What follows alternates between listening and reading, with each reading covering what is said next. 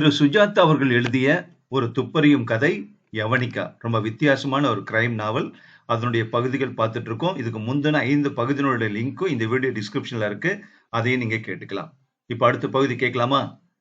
பகுதி 6, அத்தியாயம் 18. அவனுடைய தோற்றத்தில் அவன் இந்த தேசத்தவன் என்று சொல்ல முடியவில்லை. நல்ல சிவப்பாக இருந்த மூஞ்சியை தாடி மீசை மறைத்தது. செம்பட்டை தலைமயிரை அலட்சியமாக பின் தள்ளியிருந்தான். குறைபட்ட ஆங்கிலத்திலும் உருதுவிலும் பேசினதை கணேசால் அவன் ஆரம்ப காலத்தில் டெல்லியில் இருந்தபோது தெரிந்த இந்தியை வைத்துக்கொண்டு புரிந்து கொள்ள முடிந்தது. வந்தவன் அதிகமும் பேசவில்லை. எங்கே அந்த பத்மாஷ்? இந்த அறையில யாரும் பத்மாஷ் இல்ல. ராமையா ராமையான்னு சொன்னாங்க. விளம்பரம் கொடுத்தது நீதானா? ஆமா. உன் பேர் வசந்தா? இவன் வசந்த், நான் கணேஷ். உடனே Vasanth, please to meet you என்று நீட்டிய கையை தட்டி விட்டு தள்ளினான். சில உங்ககிட்ட இருக்குதா? இருக்கலாம். என்ன பதில் இது? உன் சீட்டுகளை மேஜை மேல வையே, நான் என் சீட்டுகளை வைக்கிறேன் என்றான் கணேஷ். அவன் சற்று நேரம் தன் பச்சை கண்களால் முறைத்து பார்த்தான். முழங்கால் வரை தொங்கிய ஏராளமான அங்கிக்குள் கைவிட்டு ஒரு துப்பாக்கியை எடுத்து அதை தயார்படுத்தினான். இத பார்த்திருக்கியா? வால்டர் என்றான் கணேஷ். சுட்டா என்ன ஆகும்? மௌனத்தில் அதன் கிளிக் கேட்டது. சுடுவதற்கு அவசியம் இல்ல. சிலை இருக்குதா சொல்லு. உங்ககிட்ட பேசிக்கிட்டு இருக்க எனக்கு நேரம் இல்ல. போலீஸ் சூழ்ந்து இருக்காங்க.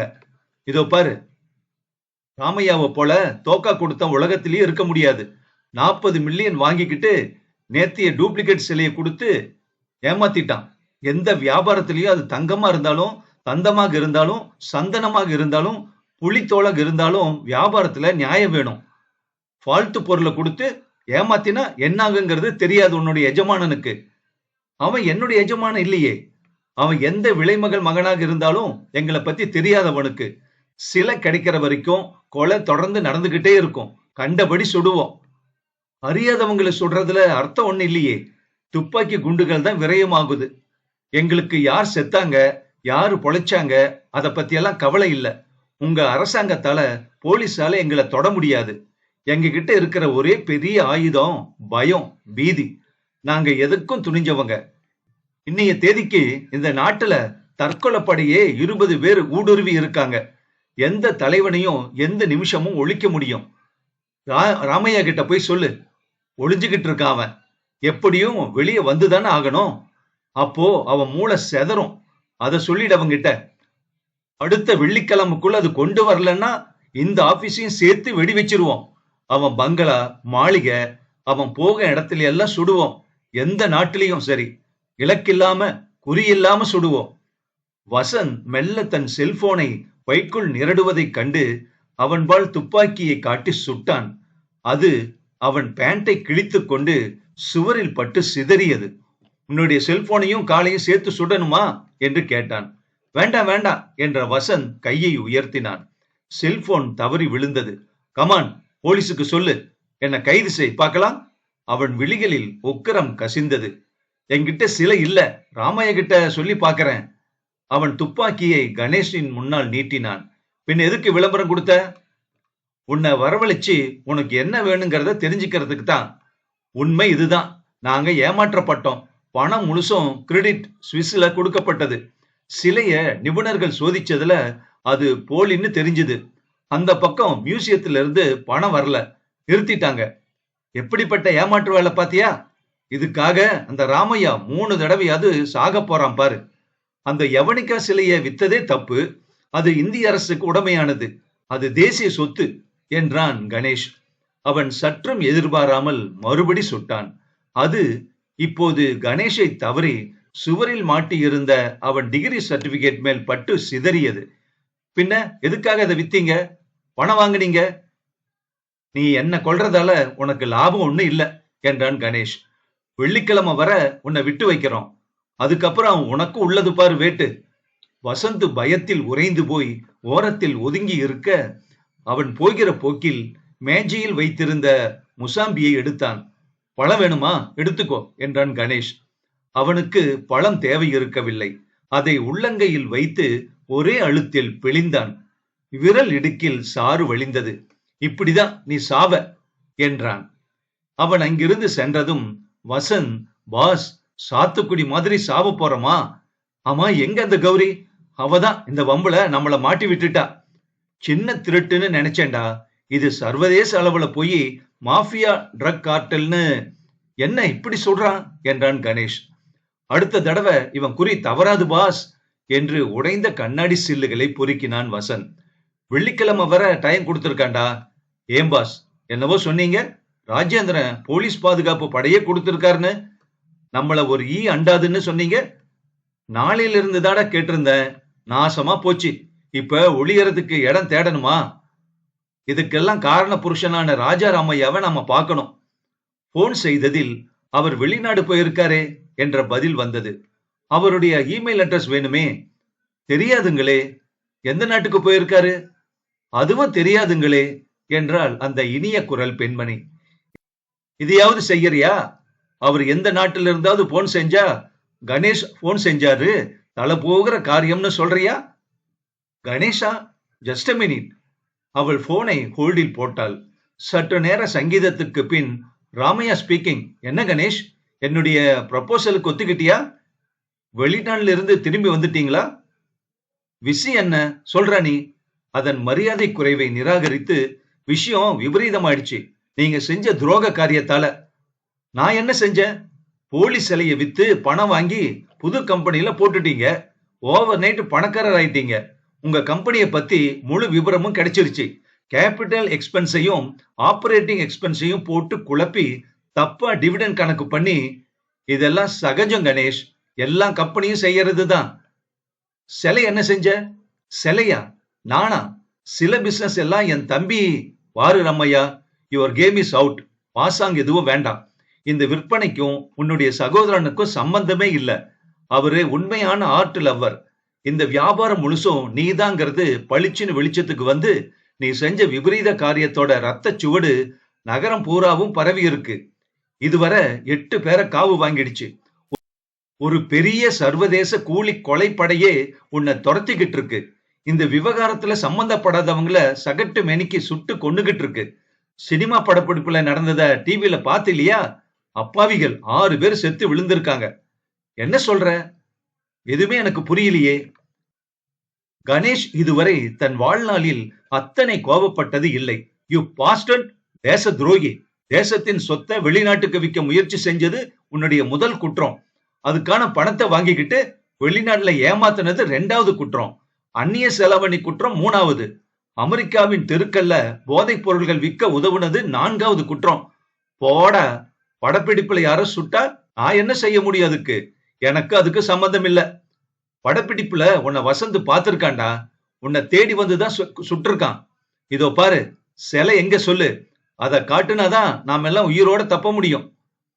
அந்த சிலைக்கு ஒரு தனியார் ஜெர்மன் மியூசியம் 60 மில்லியன் கொடுக்க தயாரா இருக்காங்க.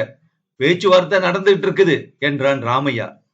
ஓ, மற்றொரு போலியா? அதற்கெல்லாம் இப்ப டைம் இல்ல. இந்த தடவை நெஜம். மியூனிக் போயிட்டு இருக்கேன். பாரு கணேஷ், இந்த வியாபாரத்துல ஏமாற்று வேலைகள் எல்லாம் சகஜம். நெருப்போடு விளையாடுற த்ரில் இது. நான் செஞ்சது நம்ம தேசத்துக்கு நல்லது. பாடாவதி வெண்கல சிலைக்கு யாரோ பைத்தியக்காரன் அத்தனை காசு தர்றேங்கிறான். அந்த காசை வாங்கி நம்ம நாட்டினுடைய பொருளாதாரத்துல முதலீடு செஞ்ச என்ன தப்பு அதுல? எனக்காகவா செஞ்சேன்? என் கம்பெனியில போடுறேன். அதனோட ஷேர் மதிப்பு உயரும். மக்கள் பணக்காரர்கள் ஆவாங்க. நான் செஞ்சது தேச சேவை. கணேஷ், நீ இத பத்தி கவலைப்படாத. ஒரு வாரத்துல டம் டும்னு சுட்டுட்டு அடங்கிடுவாங்க. இந்த கும்பலை எனக்கு தெரியும். லஷ்கர் இ கொய்தாவையே பார்த்தவனா. நீ ஒன்னும் பயப்படாத. வேணும்னா உனக்கு பாதுகாப்பு அனுப்புறேன். நல்ல ரைபிள் வேணுமா? உனக்கு விவசாயே கிடையாது. கடைசியா நான் சொல்ற அறிவுரை இது. சிலைய அரசாங்கத்துக்கிட்ட கொடுத்துரு. அது நாட்டோட சொத்து. புல்ஷிட். என்கிட்ட இப்போ சிலை இருந்தா தானே கொடுக்கறதுக்கு.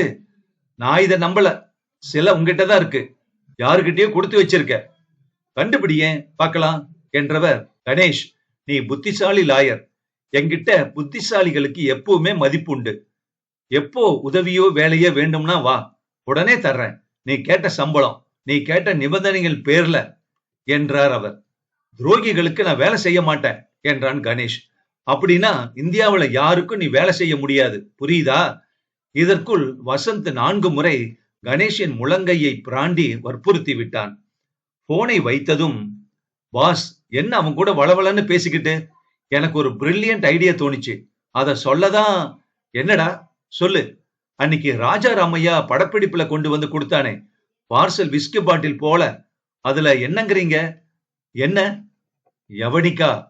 கணேஷ் சட்டென்று பிரகாசமாகி, அட ஆமாடா, இது எனக்கு தோணல. படப்பிடிப்புல யார்கிட்டயோ தான் கொடுத்து வச்சிருக்கான் இல்ல என்றான் கணேஷ். எப்படி கண்டுபிடிக்கிறது பாஸ்? முதல்ல படப்பிடிப்புல சம்பந்தப்பட்டவங்க பட்டியல் கேட்கலாம். படப்பிடிப்பு 1 வாரமா கேன்சல் பாஸ். எல்லாரும் பயந்துகிட்டு வரவே மறுக்கிறாங்க, பாதுகாப்பு பத்தலன்னு. பெரிய ரகல. ஒவ்வொருத்தரா பார்த்து கேட்கலாம்னா 300 பேராவது இருக்கலாம். இதுக்கு போலீஸ் தான் சரி. அத்தியாயம் 19. ராஜேந்திரன் மிகுந்த பரபரப்பில் இருந்தார். அவரை அலுவலகத்தில் சந்தித்த போது படப்பிடிப்பில் சுடப்பட்ட சம்பவம் பற்றி ஒரு பெரிய மகாநாடே நடந்து கொண்டிருந்தது. அதில் மாநில ஹோம் மினிஸ்ட்ரி வரை அனைவரும் இருந்தார்கள். கணேஷை உள்ளே வரச் சொன்னார்கள். நீண்ட மேஜையில் காஃபி கோப்பைகள், மேரி பிஸ்கட் தட்டுகளின் மேல் பேசிக் கொண்டிருந்தார்கள். அரசாங்க போலீஸ் உயர் அதிகாரிகள் மொத்தம் 8 பேர் இறந்திருக்காங்க. ஒருவர் நிலைமை கவலைக்கிடமா இருக்கு. இந்த வேலையை செஞ்சது மும்பை படப்பிடிப்பு சம்பந்தப்பட்ட அபுசலேம், சோட்டா ஷக்கீல், சோட்டா ராஜன் கும்பலாக இருக்குமாங்கிறது முதல் சந்தேகம் என்றார் உள்துறை செயலாளர். அவர் பெயர் ராமமூர்த்தி ராவ். அரசின் அத்தனை இலாக்காவையும் பார்த்துவிட்ட மூத்த IAS ஆபீசர். லேசில் நிதானம் இழக்காதவர். ராஜேந்திரன் சொன்னார், சார், நாயர் கணேஷ் வந்திருக்காரு. அவரு அப்படி நினைக்கல என்றார். கணேஷ், வாங்க வாங்க, தி மோர் தி மெரியர் என்றார் செக்ரட்டரி. நீங்க எங்க நினைக்கிறீங்க கணேஷ்? யார் இந்த வேலையை செஞ்சிருக்க முடியும்?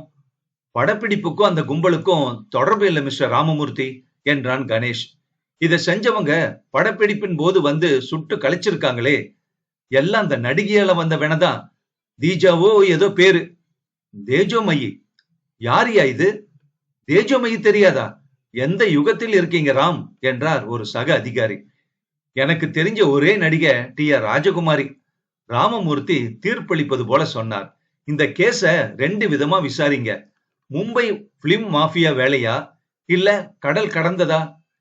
இப்பவே டெல்லியில இருந்து மெயில் வந்த வண்ணமா இருக்கு ராஜேந்திரன். வியாழக்கிழமைக்குள்ள ஒரு STF அமைச்சு அதனோட பாதாளத்தை கண்டுபிடிங்க. கணேஷ், வாங்க என் ஆபீஸுக்கு, உங்களை தனியா சந்திக்க விரும்புறேன் என்றார் அவர். அவர் அலுவலக அறையில் பரமாச்சாரியார், சத்ய சாய்பாபா, மதர் படங்கள் இருந்தன. ஃபைல்கள் மழையாக குவிந்திருந்தன. வருவோர் போவோர் அதிகம் இருந்தார்கள். பர்சனல் செக்ரட்டரியிடம் 10 நிமிஷம் டிஸ்டர்ப் பண்ணாதீங்க என்றார் செக்ரட்டரி. சொல்லுங்க, இது என்ன தந்தா என்றார் ஒரு மாத்திரையை வாயில் போட்டுக்கொண்டு. சார், கேஸ் ரொம்ப சிம்பிள். ராஜராமையா ஒரு சிலைய வெளிநாட்டுல வித்ததுனால வந்த வென இது. என்ன சிலை? யவனிகான்னு சோழா பிரான்சஸ் ஒண்ணு. அச்சா அச்சா, கேள்விப்பட்டிருக்கேன். ஏகப்பட்ட கரஸ்பாண்டன்ஸ் டெல்லியில இருந்து வந்ததே. Department of culture, enforcement, narcotic பியூரோன்னு. அதேதான். இவங்க எல்லாரும் அந்த சிலைய தேடுறாங்க சார். வித்துட்டாரா? சரியா வித்து தொலைச்சா இன்னொரு கலாச்சார நஷ்டம்னு விட்டுருக்கலாமே. கும்பகோணத்துல ஒரு டூப்ளிகேட் செஞ்சு 40 மில்லியனுக்கு வித்துட்டாரு. பெரிய பித்தலாட்டம். அந்த பணத்தை புது கம்பெனில போட்டு ஸ்டாக் வேல்யூவை உயர்த்தி மறைமுகமா தன்னுடைய சொத்தை அதிகரிச்சு புஸ்தகத்தில் உள்ள அத்தனை தப்பும் செஞ்சிருக்காரு. இப்ப வேற ஆளுக்கு 60க்கு விக்கிறதுக்கு முயற்சி பண்ணிக்கிட்டு இருக்காரு. ஓ, போச்சுரா. ஆனா இப்ப அவங்க கோபத்தை கிளறி விட்டாச்சு. கண்ணா பின்னான்னு சுட்டுக்கிட்டு இருக்காங்க. இப்ப சிலை எங்க இருக்கு? நிச்சயம் ராஜராமையா கிட்டதான் இருக்கணும். அதை ரெய்டு பண்ணி கவர்ந்துகிட்டு செய்தித்தாள்ல ஒரு அறிவிப்பு செஞ்சுட்டா மேட்டர் தீர்ந்தது. என்ன அறிவிப்பு? சர்க்காருக்கும் நம்ம தேசத்துக்கும் சொந்தமான விலை மதிப்பற்ற சொத்து நாட்டை விட்டு வெளியே போகாம அவர்கிட்ட இருந்து பறிச்சு டெல்லி சர்க்கார் கிட்டயே ஒப்படைச்சிட்டோம்னு அறிவிப்பு கொடுத்துட்டு தொழிலதிபர் ராஜராமையாவை கைது பண்ணி உள்ள போடுங்க சார். என்ன கணேஷ் சொல்றீங்க? ராமையாவை அரெஸ்ட் பண்றதாவது? எந்த ஆதாரத்தின் பேர்ல அரெஸ்ட் பண்ண? 15வது நிமிஷம் ஒரு வக்கீல் படையே அவனை பெயில்ல விடுவிக்கும். அவன் யார் தெரியுமா? PM-க்கு க்ளோஸ். வேணும்னா ஒரு சர்ச் வாரண்ட் கொடுத்து அவன் பங்களாவை சோதனை போட ஏற்பாடு செய்யறேன். அந்த சிலை பங்களாவுல இருக்காது. படப்பிடிப்புல சம்பந்தப்பட்ட ஒருத்தங்கிட்ட கொடுத்திருக்கான்னு நாங்க நினைக்கிறோம். படப்பிடிப்புல 300 பேர் இருந்திருக்காங்க. என்னதான் செய்யணும் சொல்லுங்க? படப்பிடிப்புல இருந்தவங்க லிஸ்ட கொடுங்க. அப்போது கணேஷின் செல்போன் லேசாக வற்புறுத்தியது. உடனே தொடர்பு கொள்ளவும். விஷயம் சிலை பற்றி பரமானந்த் என்று மெசேஜ் இருந்தது. கணேஷ் இதை அதிகாரியிடம் சொல்ல தயங்கினான். அரசாங்கம் இப்போது வேண்டாம். யார் இந்த பரமானந்த்? முதலில் அதை கவனிக்கலாம். சரி சார், நான் வரேன். கணேஷ் கிளம்பினான். உங்களுக்கு எங்க நிலைமை புரியுது இல்ல? ராமையாவை ஆதாரம் இல்லாம அரெஸ்ட் பண்ண முடியாது. இன்னைய தேதிக்கு இந்தியாவிலேயே அவன்தான் அதிக பணக்காரனா. புதுசா ஒரு கம்பெனி ஆரம்பிச்சு எக்கச்சக்கத்துக்கு ஸ்டாக் மதிப்பு உயர்ந்து எல்லாம் சிலையால தான் சார். நான் உங்களுக்கு அப்புறம் விவரமா சொல்றேன் என்றான் கணேஷ். அவர் அறையை விட்டு வெளியே வந்ததும் செல்போனில் கூப்பிட்ட நம்பரை கண்டுபிடித்து அதை ஒத்தினான். பரமானந்த் இருக்காரா? பரமானந்தா பேசுறேன். கணேஷ், எப்ப நீங்க உங்க ஆபீஸ்க்கு வருவீங்க? நீங்க யாரு? உங்களை நான் சந்திக்கணும். எதுக்கு? ஒரு பார்சல் மேட்டர். எங்க இருக்கீங்க? உங்க ஆபீஸ்ல தான் காத்துக்கிட்டு இருக்கேன். சீக்கிரம் வாங்க. எனக்கு பயமா இருக்குது. இந்த சனியனை வச்சுக்கிட்டு என்ன பேட்ட பேட்டையா துரத்துறாங்க என்றான் பரமானந்த். யாரு அவங்க? அவங்கன்னா யாரு? அவங்க யாருன்னே தெரியாத எனக்கு. கெட்டவங்க. நிழல் மாதிரி ஒரு வெத்து குண்டன் பின்னாடியே வரான். ராமையா சார போன்ல பிடிக்கவே முடியல. அவர் என்கிட்ட கொடுத்துட்டு போயிட்டாரு. எதை? திறந்து கூட பார்க்கல. சிலையாட்டம் கனமா இருக்குது. என்னவோ அபாயகரமான வஸ்து போல. Oh my God! பரமானந்த், நீங்க அங்கேயே இருங்க. நான் உடனே வரேன். உள்ள போய் ரெஸ்ட் ரூம்ல கதவை சாத்திக்கோங்க. அங்க என் கிளார்க் சத்யராஜ் இருப்பான். அவங்கிட்ட போனை கொடுங்க. பரமானந்த் உள்ளே போய் சத்யராஜிடம் போனை கொடுத்தார். சத்யராஜ், அந்த ஆளை பத்திரமா உட்கார வையே. அவர் இருக்கிறத யாருகிட்டையும் சொல்ல வேண்டாம். போன் பேச வேண்டாம். கதவை திறக்க வேண்டாம். புரியுதா? போகணும் போகணும்னு தவிக்கிறாரு கணேஷ் சார். யாரோ துரத்துறாங்கன்னு பயத்துல இருக்காரு. அடிக்கடி ஜன்னல் வழியா பாக்குறாரு. அவரு கையில ஏதாவது வச்சிருக்காரா? ஆமா கணேஷ் சார், ஒரு பெரிய பை இருக்கு. கனமான பொருள் இருக்கும் போல. நான் உடனே வரேன். நீ அவரை பாத்துக்க என்றான் கணேஷ் பரபரப்புடன். அவன் அலுவலகத்தை அடைந்த போது வாயில் கதவை சத்யராஜ் சாத்தி இருந்தான். தட்டினதில் பதிலே இல்லை. சத்யராஜ், நான் தான் கணேஷடா. திற கதவை. மெல்ல உள்புறம் தாள் விளக்கப்பட்டு திறந்தது. எங்க அந்த ஆளு? அவன் காட்டிய திசையில் அந்த பரமானந்த் நடுங்கிக் கொண்டு உட்கார்ந்திருந்தான். 3 நாட்களில் 3 வருடம் வயசு கூடினவன் போல தோற்றமளித்தான். கண்களின் கீழ் கருப்பு வளையமும் தாடியும். சில நாள் ஒளிந்து வாழ்பவன் போல தெரிந்தது. கண்களில் கலப்பில்லாத பீதியும் பயமும் தெரிந்தது. காப்பாத்துங்க கணேஷ் சார், நான் இங்க வந்து சேர்ந்ததே பெரிய அதிர்ஷ்டம். வீட்டுல வந்து கலாட்டா பண்ணிட்டு போயிருக்காங்க. பிள்ளைங்களை புடிச்சு வச்சுப்பேன்னு பயமுறுத்தி இருக்காங்க. படப்படப்பா இருக்கீங்க, கொஞ்சம் ஆசுவாசப்படுத்திக்கோங்க. விஷயம் என்ன சொல்லுங்க. ராஜா ராமையாவ உங்களுக்கு எப்படி தெரியும்? அவரு என் பழைய எஜமானர். அவரு வந்து இந்த பார்சல படப்பிடிப்பின் போது கொடுத்து இத பத்திரமா வச்சுக்க சொல்லி 1 வாரம் கழிச்சு எங்க கொடுக்கணும்னு சொல்றேன்னு கொடுத்துட்டு போயிட்டாரு. அவர் எனக்கு எவ்வளவோ செஞ்சிருக்காரு. இந்த படத்துல நான் பார்ட்னரா இருக்கிறதே இவருடைய பண தயவுனாலதான். அதனாலதான் நான் ஒத்துக்கிட்டேன். ஆனா வந்தது வேண. அவர் என்கிட்ட இத கொடுக்கறத யாரோ பார்த்திருக்காங்க. யாரோ விசாரிச்சிருக்காங்க. அதுல இருந்து ஆரம்பிச்சது என்ன துரத்துறது. முதல்ல போன் கால் வந்துச்சு. சிலைய கொண்டு வந்து கொடுக்கலன்னா தலை போயிடும்னு ஒருத்த ஓட்ட இங்கிலீஷ்ல மிரட்டுறான். என் பொண்டாட்டிக்கு போன் பண்ணி பயமுறுத்தி இருக்கான். பயந்து போய் ராஜா சாருக்கு போன் செஞ்சா அப்படிதான் வெத்தா விரட்டுவாங்க. தலைமறைவா இரு, எக்காரணத்தை கொண்டும் சிலைய கொடுத்துறாத, 1 வாரம் கழிச்சு வாங்கிக்கிறேன்னு சொல்றாரு. பொண்டாட்டிய அவ அம்மா வீட்டுக்கு அனுப்பிச்சிட்டேன் கணேஷ். ஒரு குண்டன் எதிர் வீட்டு வாசல்ல காலையில இருந்து காத்திருக்கான். நான் எப்படியோ பின்பக்கமா ஓடி வந்துட்டேன். அவன் மெல்ல ஜன்னல் வழியாக எட்டி பார்த்தான். ஐயோ வந்துட்டான், நான் கிளம்புறேன் என்று பரபரப்பானான் பரமானந்த். இருங்க இருங்க பரமானந்த், சத்யராஜ் நீ எட்டி பாடுறா. சத்யராஜ் எட்டி பார்த்ததில் யாருப்பா என்று கணேஷ் கேட்டான். எதிர்த்தாப்புல நெருப்பு குச்சியை கடிச்சுக்கிட்டு பேஸ்பால் குள்ளா போட்டுக்கிட்டு ஒரு பச்சை பனியன் என்றான் பரமானந்த். அவன்தான். எப்படி சொல்லுவ? வரான் பாருங்க. ஊர்க்காரனா பாருங்க. வரட்டும். கதவு தட்டும் சத்தம் கேட்டது. பரமானந்த் முகத்தில் பீதி கருப்பாக பரவியது. உள்ள போய் பெட்ரூம்ல இருங்க, நாங்க பாத்துக்கிறோம் என்று கணேஷ் அவனை உள்ளே அனுப்பினான். பின் கணேஷ் கதவை திறந்தான். எஸ் என்று கேட்டான். This man come? கழுத்தில் கருப்பு கயிறும் அடிதடிக்கு என்றே வடிவமைக்கப்பட்டவன் போல் திஸ் மேன் கம் கழுத்தில் கருப்பு கயிறும் அடிதடிக்கு என்றே வடிவமைக்கப்பட்டவன் போல மார்பில் தசைகளின் திரட்சியும் தெரிந்தன. சின்ன மூக்கு ஏதோ அடிபட்டு சப்பையாகி இருந்தது. விச்சு மேன்? கேட்டான் கணேஷ். அவன் கையில் இருந்த காகிதத்தில் கிறுக்கலாக பரமானந்த் என்று எழுதியிருந்தது. Paramanand? No, nobody here. Sure? Sure, 100%. He come, you tell me. I kill him என்றான் அவன் சிக்கனமாக. Why? No why, I kill him என்றான் மீண்டும். வந்தா சொல்றேன் என்றான் கணேஷ். ஆனா எங்களுக்கு பரமானந்த்னு யாரையும் தெரியாது என்றும் சொன்னான் Ganesh. I wait here one day. Today I wait till he come. Oh yes, it's free country என்றான் கணேஷ்.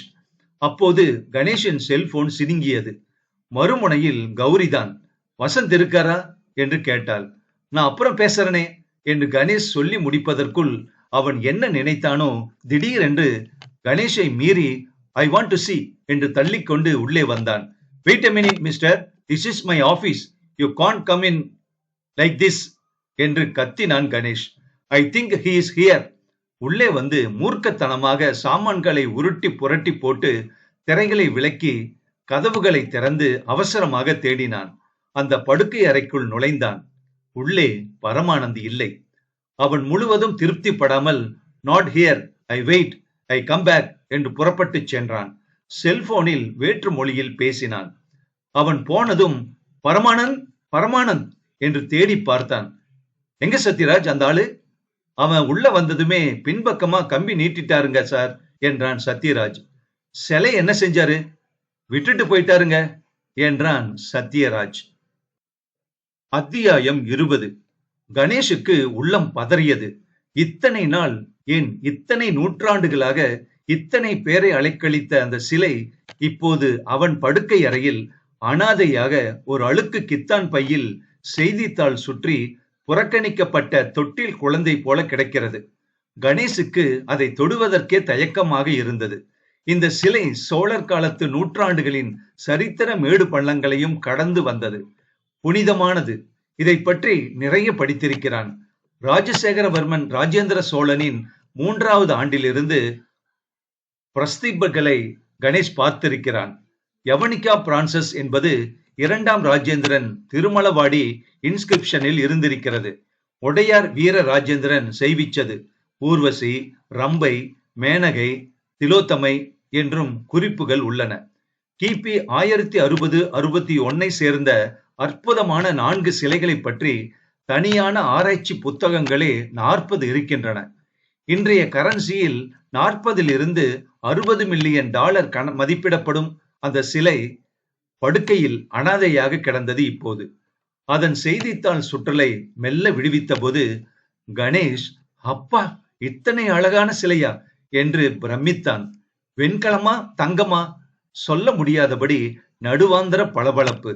இவள் நால்வரில் எந்த தேவதையோ தெரியவில்லை. கண்ணை பறிக்கும் அழகு என்பார்களே, அது இதுதானோ? ஒரு கணம் வெட்கத்தை மறந்து கட்டி பிடித்து முத்தம் கொடுக்கலாம் போல தோன்றியது. அப்புறம்தான் இது வெறும் வெண்கலச் சிலை. நகம், சதை, தலைமயிர் எல்லாம் எவ்வளவு தத்ரூபமாக இருந்தாலும் தொடுவதற்கு உறுதியான உலோகம் என்கிற நினைவு வந்தது கணேசுக்கு. அதன் முகத்திலும் வெட்கம் இருந்தது. அது கன்னத்தின் குழைவிலா, சற்றே கீழ்நோக்கிய பார்வையிலா, இல்லை தன் நிர்வாணத்தை பற்றி ஏதோ ஒரு தயக்க உணர்வினாலா? ஸ்ரீரங்கத்தில் ஒய்சாளர் காலத்து கற்சிலை ஒன்றில் இதே வெட்கத்தை பார்த்திருக்கிறான் கணேஷ். அந்த சிலையில் விரசமோ ஆபாசமோ இல்லை. வீனஸ் டிமைலோ சிலையின் நிர்வாணம் யாருக்காவது விபரீத எண்ணங்களை கொடுக்குமோ? இந்த சிலையின் நிர்வாணம் பாதி அளவு. நகைகள் அணிந்திருந்தாள். மெல்லிய இடுப்பு, மிகையில்லாத உடல் கட்டமைப்பு. ஒவ்வொரு கோணத்தில் பார்த்தாலும் புதுசாக தோன்றினாள் யவனிகா. என்ன பாஸ்? குரல் கேட்டு திரும்பினான் கணேஷ். எங்கடா போயிட்ட? யவனிகா பாரு என்றான் கணேஷ். ஆட, இதுதான் சிலையா? நம்ம கிட்ட வந்துருச்சா? இதுக்கா போய் இந்த அல்லாட்டம்? பெருமாள் கோயில் வாசல்ல விளக்கு வச்சுக்கிட்டு 2 சிலை நிக்குமே, அது மாதிரி தானே இருக்குது என்றான் வசந்த். டேய், உனக்கு கலா ரசனையே கிடையாதாடா? எனக்கு சிலை வேணாம் பாஸ், ரியல் போதும் பாஸ். நாசமா போடா நீ. சரி, கௌரி பைத்தியம் போன் பண்ணிச்சா? ஆமா, வரதா சொன்ன ஞாபகம் என்றான் கணேஷ். பாஸ், எப்படி உங்ககிட்ட வந்து இந்த சிலை சேர்ந்தது? எங்கேயாவது போய் ரங்கனை சேவிங்கிற மாதிரி? ராஜராமையா பிலிம் ஷூட்டிங்ல ஒப்படைச்ச ஆளு பயந்து போய் விட்டுட்டு போயிட்டான்டா. யாருமே தொட பயப்படுறாங்க. ஏன்? ஏனா? என்னடா கேணத்தனமா கேக்குற? இத துரத்திக்கிட்டு AK-47ம் வால்டரும் வந்துகிட்டே இருக்கு. அப்போது கதவு தட்டப்பட, இதோ வந்தாச்சு வாசப்பக்கம், நான் போய் சமாளிக்கிறேன், நீ இங்கேயே இரு, சில படுக்கை அடியில இருக்கட்டும். வாடியம்மா யவனிகா, உன்னால எங்களுக்கெல்லாம் எத்தனை இம்சை. அதை கைத்தாங்கலாக எடுத்தான் வசந்த். எடுத்து படுக்கை அடியில் வைத்தான். சற்று முன் வந்து மிரட்டியவன் வெளியே நின்று கொண்டிருந்தான். Paramanand come? No, waiting for him like you. Who came? My assistant. Call in bathroom. Don't worry, we will hand Paramanand over. அவன் இருக்கலாமா போகலாமா என்று யோசிப்பது போல இருந்தது. Want to stay? Want a cook? Come இன்.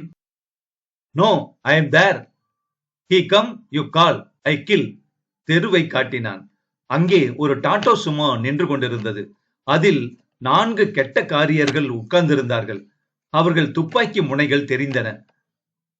அந்த சந்து மரண வாசனைக்கு காத்திருந்தது. காற்றில் ஓர் எச்சரிக்கை இருந்தது. குறுக்கே நடந்து அந்த வண்டியில் ஏறிக்கொண்டான் அவன். கணேஷ் உள்ளே சென்றான். இப்ப என்ன செய்யறது பாஸ்? இந்த சனிய மடியில வந்து விழுந்துருச்சு. இப்போ எப்படியாவது இத சர்க்கார் வசம் ஒப்படைக்கணும். அதுதான் நம்ம முதல் பொறுப்பு. இது தேசிய சொத்துடா. போன் பண்ணிடலாம் பாஸ். போன் பண்ணுனா வீட்டு வாசல்ல தீபாவளி பண்டிகை மாதிரி ஷூட் அவுட் நடக்கும். அதை தவிர்க்க முடியாது. எப்படியும் இது போலீஸனுடைய கடமை பாஸ். அவங்க கிட்ட நிலைமைய முழுக்க சொல்லிட்டு அவங்க சொல்றதை கேட்டுக்கிட்டு நாம பதுங்க வேண்டியதுதான். இது பெரிய பார்ட்டி பாஸ். கணேஷ் கொஞ்ச நேரம் யோசித்தான். பிறகு போனை எடுத்து, ராஜேந்திரன், ஒரு அன்லிஸ்டட் நம்பர் கொடுங்க என்று கேட்டான். கொஞ்ச நேரம் அதில் ராஜேந்திரனோடு பேசினான். சிலை எப்படி இருக்கு கேட்டார் ராஜேந்திரன். ரொம்ப அழகா இருக்கு ராஜேந்திரன். நீலகண்ட சாஸ்திரியினுடைய லேட்டட் சோலாஸ்ல ஒரு பிளேட் இருக்கு. அத ஒரு தடவை பாத்துருங்க. இந்த சிலை தானே? தெளிவா தெரியும் இல்லையா? ஆமா ராஜேந்திரன். அந்த வேன்ல எத்தனை பேர் இருக்காங்க? 7-8 பேர் சும்மால வந்திருக்காங்க. எல்லாரும் கன்னு வச்சிருக்காங்க. கணேஷ், ஆள் சேதம் உயிர் சேதம் எதுவும் இல்லாம சிலைய உங்க ஆபீஸ்ல இருந்து எடுக்கணும்னா மாடி ஏறி குதிச்சு பின்பக்கத்திலிருந்து இறங்கி வர முடியுமா? நான் ஒரு வேற யோசனை சொல்றேன் ராஜேந்திரன் என்றான் கணேஷ். என்ன கணேஷ்? கொஞ்சம் ரிஸ்க் தான். நீங்க முழு பலத்தோட வாங்க.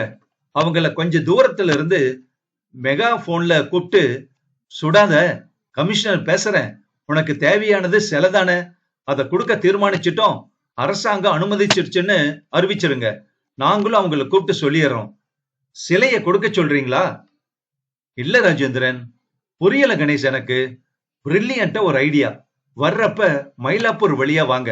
மாதவ பெருமாள் கோயில் அடுத்து சின்னதா ஒரு சன்னதி இருக்கு, மங்களதேவி சன்னதின்னு. அதுக்கு முன்னாடி இருக்கிற ஏதோ ஒரு ஆழ்வார் சன்னதியில பூஜை புனஸ்காரம் எதுவும் இல்லாம ஒரு சிலை இருக்கு. அப்படியே யவனிகா சிலை மாதிரியே இருக்கும். இன் அதர் வேர்ட்ஸ், இன்னொரு டூப்ளிகேட் சிலையை கொடுத்துட்டு ஒரிஜினலை பத்திரப்படுத்தி ட்ரெஷரியில ஒப்படைச்சிடணும். எதுக்கும் நான் சொன்னபடி புத்தகத்தை ஒரு தடவை பாத்துருங்க. போட்டோ இருக்கு. சரி, மயிலாப்பூர்ல என்ன இடம் சொன்னீங்க கேட்டார் ராஜேந்திரன். பின் போனை வைத்ததும், பாஸ், இது பெரிய ரிஸ்க் என்று சற்று பயத்துடன் சொன்னான் வசந்த். நம்ம 2 பேரால ஒண்ணுமே முடியாதுரா. தந்திரம் எல்லாம் ஜெயிக்காது. முரட்டுத்தனமான பார்ட்டி. அவங்க கிட்ட அத்தனை வன்முறை இருக்கு. விஷயம் விபரீதமாயிட்டா எதிர்கொள்ள பெரிய போலீஸ் பட தேவைப்படும். கொஞ்சம் மூச்சு விட போலீஸுக்கு டைம் கொடுத்துட்டா அவங்க மேற்கொண்டு ஒரிஜினல் சிலையை பத்திரப்படுத்திட்டாங்கன்னா அப்புறம் சமாளிச்சிருவாங்க. நாம எல்லாம் என்ன ஆவோம் பாஸ்? அவங்க கோபத்துக்குள்ளாவும், எல்லாரையும் தாக்க வருவாங்க. ராஜராமையா, நான், நீ எல்லாருமே எச்சரிக்கையா இருக்கணும். இதோ இவளும் தான். அங்கே கௌரி நின்று கொண்டிருந்தாள். இவளாலதான் பாஸ் எல்லாமே என்றான் கடுப்புடன் வசந்த். ஹாய் கணேஷ், 10 நாளாச்சு என்றாள் மெல்ல.